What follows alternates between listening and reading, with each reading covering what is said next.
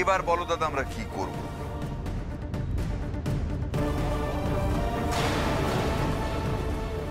আমরা কি ওদের নিরুদ্দেশের পথে ছেড়ে দিয়ে চলে আসব? আসলে আমরা তো তোমার শিক্ষায় শিক্ষিত, তাই জন্য আমি আর রিভু আলোচনা করেছিলাম যে হয়তো আমাদের এই সময় কর্তব্য ওদের আমাদের বাড়িতে অন্তত আজকের রাতটার মতো আশ্রয় দেওয়া। কি গো, তুমি কথা বলছো না কেন?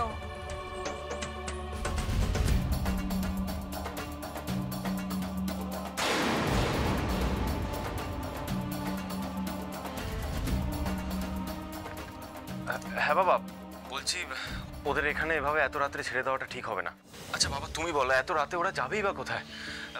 আমি বলি কি, আজ না হয় রাতটা আমাদের বাড়িতে ওনাদের নিয়ে যাই, কাল ওনারা হয়তো কোনো একটা ব্যবস্থা করে নেবেন। তোমার কি মত বাবা? ধর, বাড়িওয়ালা ওদেরকে ঢুকতে দেয়নি বাড়িতে। তাই নাকি? হ্যাঁ হ্যাঁ, এখন রিভু আর অখিলেশ বলছে যে ওদের তিনজনকে নিয়ে যদি এই বাড়িতে আসা যায়। হ্যাঁ, সেটাই করতে বলো। ওই বৃদ্ধ মানুষটাকে নিয়ে মেয়ে দুটো রাত্রিবেলা কোথায় যাবে বলো তো? এখানে আসতে বলো। তাহলে আমি বলে দিচ্ছি। হ্যাঁ বাবা, এখানে আসতে বলুন। রিভু, ওদের তিনজনকে নিয়ে তোরা সবাই এ বাড়িতে চলে আয়। ঠিক আছে বাবা, আমি বলে দিচ্ছি। ছোটকা, বাবা বললো ওনাদের আমাদের সঙ্গে নিয়ে যেতে।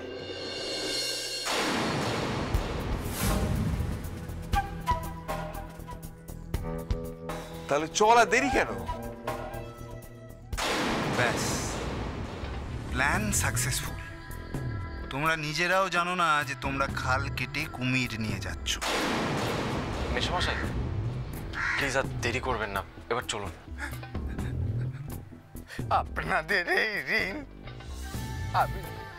আমি কোনোদিন ভুলবো না। ভগবান জীবনের শেষ পর্যায়ে এসে তুমি যে আমায় এইভাবে দেখা দেবে আগে ভাবিনি। মেশামশাই এবার চলুন, আর দেরি করবেন না প্লিজ, চলুন আপনারা। মা, হ্যাঁ, আমি বরং এক কাজ করি, আমি কোনার ঘরটা পরিষ্কার করে রাখি।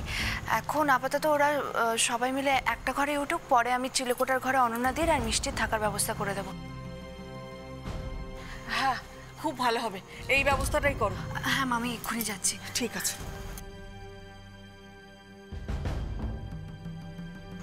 জেঠুমণি, তুমি কি এত ভাবছো? ভাবছি, অনেক কথা ভাবছি। ভাবছি যে ওদেরকে তো আসতে বলে দিলাম, কালকে সকালে যখন তোর মা তোর বড় বৌদি দেখবে তখন তো ব্যাপারটা পছন্দ করবে না। ওরা অনেক কিছু মনে করতে পারে। বয়সটা বাড়ছে তো, নিজেদের মধ্যে নেই মনোমালিন্য, আর আমার পছন্দ হয় না, ভালো লাগে না।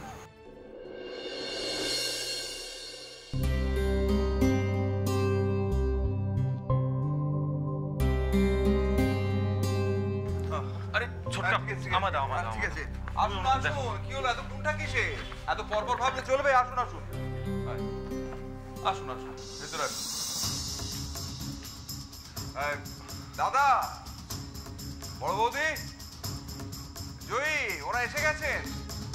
বাবা, মা, জয়, জয়, জয়, ওনারা এসে গেছে, চলে এসো। বন্ধ করো এই বিয়ে। বাবা, জয় যা বলছে ঠিকই বলছে, হতে পারে না এই বিয়ে। আমাদের প্রাণ থাকতে এই বিয়ে আমরা কিছুতেই হতে দেব না। সুকুমার একটা ফ্রড। সুকুমার বাবু, আপনাকে আমরা অ্যারেস্ট করছি। আপনাকে শুধু একা নয়, আপনার গোটা পরিবারকে।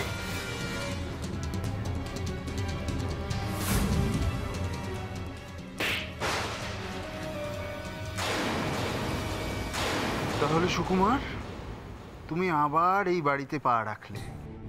একবার ওরা তোমাকে হারিয়ে দিয়েছিল, কিন্তু এবার আর তোমাকে হারলে চলবে না।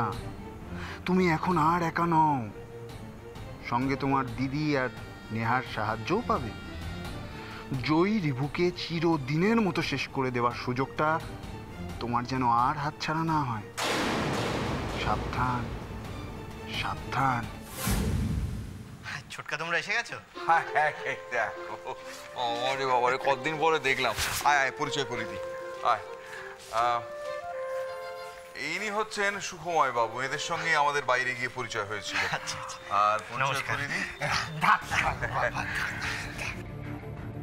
আর এটি আমার মেজো ভাইপো মেসমশাই। ওর স্ত্রীর সঙ্গে আপনার আগে পরিচয় হয়েছিল চুন্নি, আমাদের মেজো বৌমা। ও, বড় লক্ষ্মীমন্ত মেয়েকে। আপনি আসুন, বসুন। আসলে কি জানো বাবা, আজ আমার নিজেকে অনাথ বলে পরিচয় দিতে ইচ্ছে করছে। শেষ বয়সে বাড়িওয়ালার ঘাড় ধাক্কা খেয়ে এইভাবে তোমাদের বাড়িতে এসে উঠতে হবে আমি কল্পনাতেও ভাবতে পারিনি। বলছি যে আমাকে প্লিজ আপনি বলবেন না। সুখময় বাবু, আপনি এই ব্যাপারটা নিয়ে অযথা কষ্ট পাবেন না। পার্থবাবু, দেখুন দেখি আবার আপনাদের উপর বোঝা হয়ে পড়লাম। এই বিপদের দিনে আপনার এই দাদাটার পাশে আপনি ভগবানের মতো দেখা দিলেন। মানুষ হয়ে যদি বিপদের দিনে মানুষের পাশে না দাঁড়ায়, তাহলে কিসের শিক্ষা পেল? ওদেরকে আমি অন্য শিক্ষায় শিক্ষিত করেছি। একেবারেই ঠিক বলেছে দাদা, নাহলে তো মনুষ্যত্বের কোনো মানে হয় না। শুনুন সুখময় বাবু, আপনি একদম সংকোচ করবেন না। যতদিন না পর্যন্ত কোনো ব্যবস্থা হচ্ছে, ততদিন পর্যন্ত এই বাড়িতে নিঃসংকোচে থেকে যাবেন। কি? হ্যাঁ,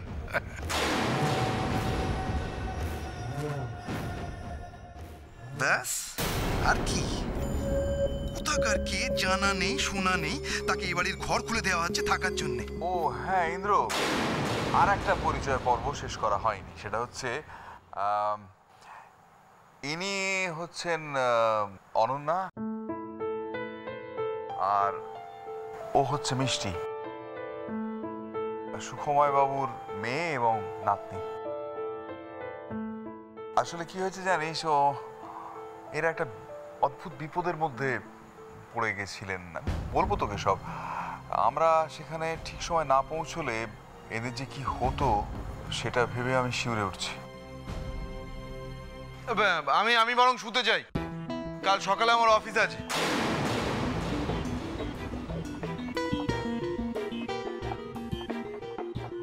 তাহলে বৌদি, বলছিলাম এদের শোবার অবস্থা কি হবে? হ্যাঁ মা, ওনারা আজকে আসলে খুব টায়ার্ড হয়ে রয়েছেন। তারপর মেসোমশাইয়ের শোয়ার ব্যবস্থাটাও করতে হবে। রিভু, তুই কিছু চিন্তা করিস না, আমি ছোট বৌমাকে বলে রেখেছি, সব ব্যবস্থা করে রেখেছি। হ্যাঁ মা, বলছিলাম কি আমি ও পাশের ঘরটা গুছিয়ে রেখেছি, আপনারা সবাই আমার সঙ্গে আসুন। অনন্যা দিয়ে অনেকটা দূর থেকে এসেছো, খুব টায়ার্ড বলো। এমনিতেও তো যা ধকল গেল সারাদিন, রাতেও তো কম হয়নি। চলো আমি তোমাদের রুম দেখিয়ে দিচ্ছি। মা, তোমরাও গিয়ে শুয়ে পড়ো, আর দাঁড়িয়ে থেকো না, আমি এদিকটা ঠিক সামলে নেব। ঠিক আছে, আমরা শুধু যাচ্ছি। আপনারা কি কিছু খেয়েছেন? রাতে বাড়িতে ঢুকতেই যা কাণ্ডটা হলো, আর কিছু। সে কি? তাহলে তো ওনাদের রাতের খাওয়া হয়নি ছোট বৌমা। বাবা, আমি ব্যবস্থা করছি, আপনি চিন্তা করবেন না। না না কাকাবাবু, আমরা এমনি বড্ড অপরাধ বোধে ভুগছি। আপনি আর দয়া করে এত রাত্রে খাওয়া দাওয়ার আয়োজন করে আমাদের অপরাধ বোধ আর বাড়াবেন না কাকাবাবু। জয়, তুমি ওনাদের কোনো কথা শুনবে না। শোনো অনন্যাদি, তুমি ফ্রেশ হয়ে নাও। তুমি ফ্রেশ হতে হতে আমার ময়দাটা মাখা হয়ে যাবে। আমার জাস্ট 5 মিনিট দাও, আমি এক্ষুনি তরকারি বসিয়ে দিচ্ছি। Just 5 minute. হ্যাঁ, আর এ ব্যাপারে আপনি একদম চিন্তা করবেন না। এই রান্না টান্নার ব্যাপারে ছোট বৌমা একবারে দশভুজা, ও মুহূর্তের মধ্যে তৈরি করে এনে দেবে। আপনারা আমাদের ওরকম অসময়ে যদি আমাদের পাশে গিয়ে না দাঁড়াতেন, তাহলে যে কি হতো সেটা ভাবলেই আমার গায়ে এখনো কাঁটা দিচ্ছে। আসলে আমাদের তো সেরকম কোনো আত্মীয় স্বজন নেই। এই প্রথম আমাদের মনে হলো যে আমরা বোধহয় সত্যিই কোনো আত্মীয়র কাছে এসে পড়েছি। আজকাল আত্মীয়রাও তো এতটা উপকার করে না পিসিমণি। মিষ্টি, ওনারা আমাদের শুধু আত্মীয় নন রে, ওনারা হলেন আমাদের পরম আত্মীয়। আপনাকে একটা কথা বলবো? আপনি আজকের দিনটাকে নিছক একটা দুঃস্বপ্নের মতো ভুলে যান। দেখুন, মানুষের জীবনে খারাপ সময় আসে, আবার মানুষ সেটা অতিক্রম করে বেরিয়ে যায়। আপনিও বেরিয়ে যাবেন। কিন্তু আমার একটা রিকোয়েস্ট, আজকে আপনি অন্তত এইটুকু মনে করুন যে আপনি কোনো পরের বাড়িতে নয়, একজন আত্মীয়ের বাড়িতে এসেছেন। আত্মীয় না গোষ্ঠীর পিণ্ডি, মান না মান মেহতারা মেহমান বলে ঘাড়ে চেপে বসে এখন কাঁদুনি গাইছে। একবার এই বাড়ি দখল করে বসলে আর উঠবে? এত লোক থাকতে আমাদের বাড়ির ওপর কেন নজর পড়লো কে জানে বাবা। মনে হচ্ছে গ্রহদোষ কাটানোর জন্য এবার একটা পুজো আর্চা করতে হবে। কাকাবাবু, কাকিমা, আপনারা বরং জান অনেক রাত হয়েছে, আপনারা গিয়ে শুয়ে পড়ুন। আমরা জয়ের সঙ্গে গিয়ে আমাদের ঘরটর দেখে সব ব্যবস্থা ঠিক করে নেবো, আপনারা আর চিন্তা করবেন না। হ্যাঁ, গুছিয়ে বসবার জন্যই এতদিন ধরে এত ছক্কা পাঞ্জা কষে এন্ট্রিটা নিলাম। এবার আসল খেলাটা শুরু করব আমরা। যে সুকুমারকে মৃত ভেবে তুমি পরম নিশ্চিন্তে আছো জয়ী, সেই সুকুমার তোমার এবার কি হাল করবে সে ভালোভাবেই দেখতে পাবে তুমি। ঠিক আছে, আমরা শুতে যাচ্ছি। জয়ীমা, ওনাদেরকে নিয়ে ওনাদের ঘরে যাও। হ্যাঁ, তুমি দিয়ে এসো। কোন লজ্জায় যে আপনাদের দিকে মুখ তুলে তাকাবো বুঝতেই পারছি না। আরে সুখময় বাবু, যা হয়েছে তা ভুলে যান, আবার নতুন করে জীবন শুরু করুন। আরে মেয়ে আর নাতনির কথা ভাবতে হবে না আপনাকে? সেইটাই তো হয়ে গেছে বিপত্তি। আমার মেয়েটা বয়স বাড়ছে, অথচ এখনো বিয়েটা দিতে পারলাম না। আমার জন্য মেয়েটা বিয়েই করলো না। ওদিকে দেখুন, নাতনিটারও বয়স হচ্ছে। আমি মরে গেলে যে ওদের কি হবে সেইটা ভেবে আমার মনটা উথাল পাতাল করে। বাবা, থাক না, কেন এসব কথা বলছো? তোমায় এগুলো বলতে বারণ করেছি না? আর তাছাড়া আমি বিয়েটা করবোই বা কি করে বলো তো? আমার বিয়ে হয়ে গেলে তোমাকে কে দেখবে শুনি? কিন্তু আমার জন্য তোর জীবনটা শেষ হয়ে যাবে, এটা আমি কি করে মেনে নি বল দেখি? আমার জীবন আর শেষ হতে কি বাকি আছে বলো তো বাবা? শেষ তো হয়েই গেছে। সারাটা জীবন তো শুধু স্ট্রাগল করতে করতেই কেটে গেল। আমার জীবনে আর কিছু হওয়ার নেই। এখন শুধু আমি ভাবি যাতে এই মিষ্টিটার যেন কোনো একটা ভালো ব্যবস্থা করে যেতে পারি।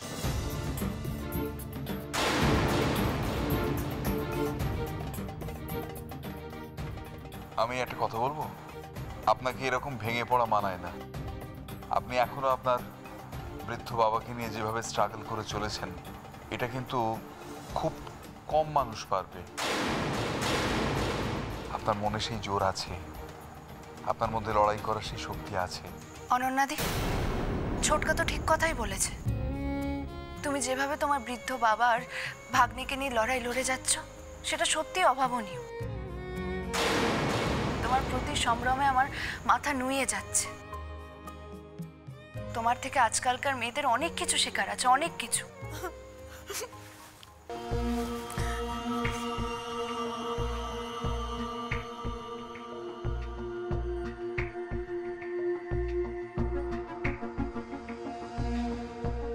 কি অরুণাদি, তোমার চোখে জল? কাঁদছো কেন তুমি? দেখি, মুছো, চোখে জল মুছো। কাঁদবে না একদম। তুমি যখন তোমার আত্মীয়র চেয়ে আমাদেরকে বেশি বলেছ, তাহলে সেইভাবেই আমাদেরকে আপন করে নাও না। তোমার সব দুঃখে, তোমার জীবনের সব সমস্যায় আমরা তোমার পাশে আছি। হ্যাঁ অনন্যাদি, ভেঙে পড়ো না, আমরা সবাই তো তোমার সঙ্গে আছি। বাবা মা তোমরা সবাই গিয়ে এবার শুয়ে পড়ো, আর টেনশন করো না, আমি এদিকটা সামলে নিচ্ছি। ঠিক আছে, আমরা শুতে যাচ্ছি। হ্যাঁ, আর একটা কথা বলি, কোনো রকমের সংকোচ করবেন না, এটাকে নিজের বাড়ি মনে করে এ বাড়িতে থেকে যান যতদিন ইচ্ছে। পার্থবাবু, আপনাদের জন্যই জীবনে আবার শান্তিটা ফিরে পেলাম। তা না হলে হয়তো আজকে আমাদের তিনজনকে পথের ধারেই কাটাতে হতো। ভগবান বোধহয় আপনাদের রূপেই আমাদের কাছে ফিরে এসেছে। আমরা শুতে যাই। হ্যাঁ, চলো। হ্যাঁ অনন্যা, মিষ্টি, কাল সকাল সকাল আবার দেখা হবে। হ্যাঁ জেঠিমা, গুড নাইট। জেঠু, গুড নাইট। Good night. এসো।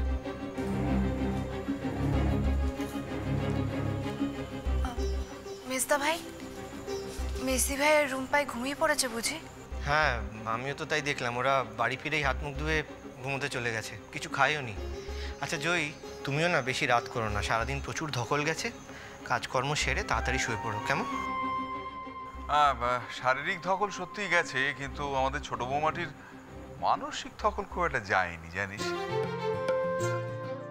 কারণ এবার জয়ী তার মনের মতো একজন বন্ধু পেয়েছে। আহা, একজন বললেন কেন? আমি আর দাদুও তো আছি, বলুন 3 জন।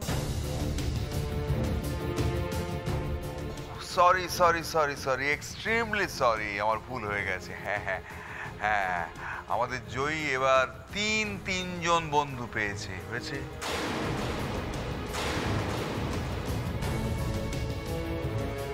ছোটকা, অনেকদিন পর তো এলাম, চলো তোমার ঘরে যাই, আড্ডা দিই।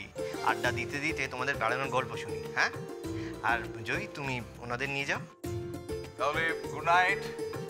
ও, 3 জন কি বললাম কিন্তু। চলো তাহলে, তোমরাও চলো।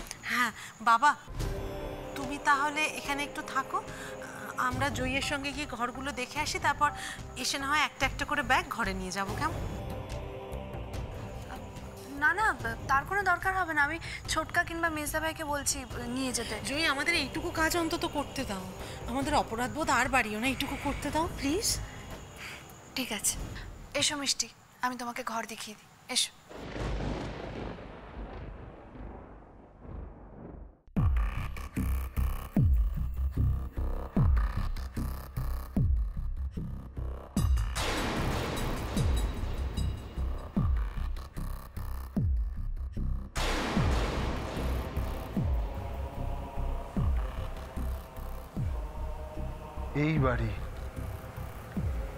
এই বাড়ি থেকে তুমি আমায় তাড়িয়ে দিয়েছিলে জয়ী।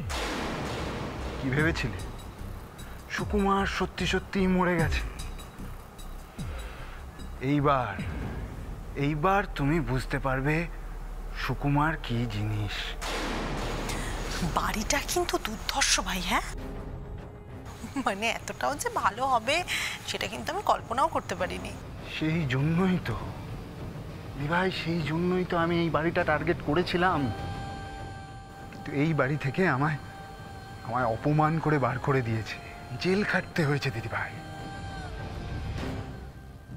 জেল থেকে ফিরে আসবার পর এরা আমায় চিতায় পর্যন্ত তুলেছে, কিন্তু সুকুমার অত সহজে মরবে না দিভাই, সুকুমার মরবে না। খাতায় কলমে সরকারি সমস্ত জায়গা থেকে সুকুমার মৃত, কিন্তু সুকুমার বেঁচে আছে, জয়ীর জন্য বেঁচে আছে, বুকে একরাশ জ্বালা নিয়ে বেঁচে আছে। এইবার আমি কি করব তুই শুধু দেখ দিভাই। কি করবি? এদের জন্য আমার 3টে প্ল্যান আছে দিভাই।